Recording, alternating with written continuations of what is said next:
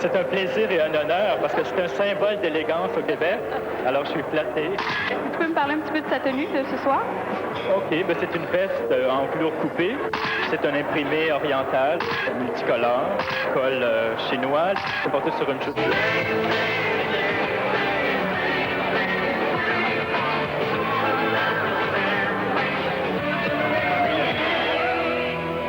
Isabella Rossellini est l'une des premières à avoir amorcé ce mouvement en signant le lucratif contrat d'exclusivité avec la Maison Lancôme et devenant ainsi leur image officielle. Ce métier lui a permis de découvrir l'univers fascinant de la mode.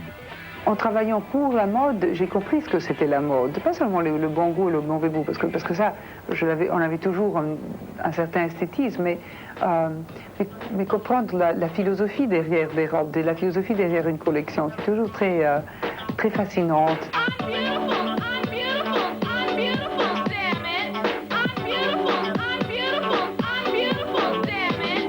Mais les reines de cet univers demeurent les Cindy, Linda, Naomi, Yasmine et naturellement Claudia. Consacrées par les plus grands couturiers, immortalisées par les plus grands photographes et enrichies par les plus beaux cachets. Un phénomène qu'elles ont peine à expliquer, mais qu'elles associent à la rencontre des tendances, de la volonté et du travail. Ce sont toujours plusieurs choses qui vont ensemble.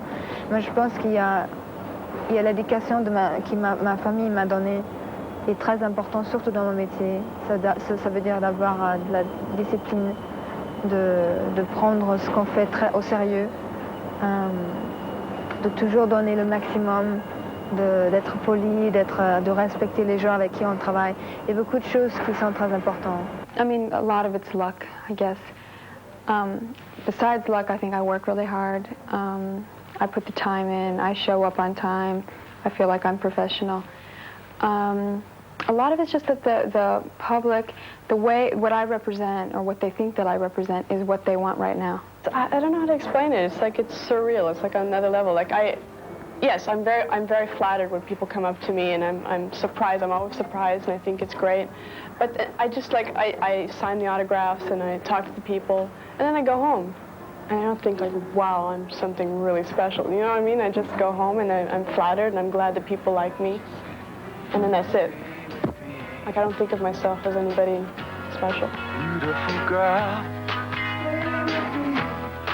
Les top modèles aujourd'hui, c'est les stars de notre époque, c'est les visages de notre temps. Et je trouve que c'est très important. Une actrice aujourd'hui, dès qu'elle a un peu de succès, elle se croit politiquement engagée, ça parle, ça ne fait plus rêver. Ce qui est merveilleux avec ces filles, c'est comme des actrices qui muées, elles font rêver la nouvelle génération. Les filles de 15 ans, elles veulent ressembler à Linda, à Christy, à Claudia. Et ça, c'est très très important parce qu'on vend aussi un peu de rêve. Les filles, elles sont un maillon de la chaîne.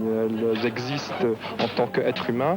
Et je crois que ce qu'elles apprécient, c'est que on leur parle et on essaie de leur donner les vêtements qui leur correspondent. Et je travaille avec personne que je ne ressente pas.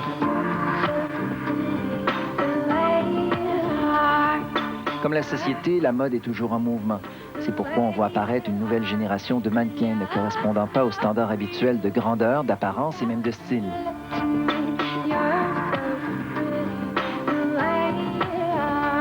La mannequin québécoise Ève Salvaille fait partie de cette nouvelle génération qui transcende les préjugés et les images préfabriquées.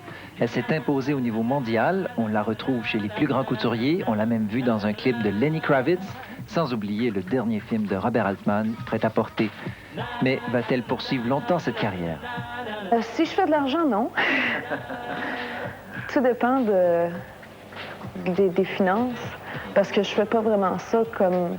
De toute façon, c'est pas un métier qui dure longtemps. Hein. À un moment donné, je vais commencer à vieillir un peu, puis je vais me détacher de tout ça tranquillement.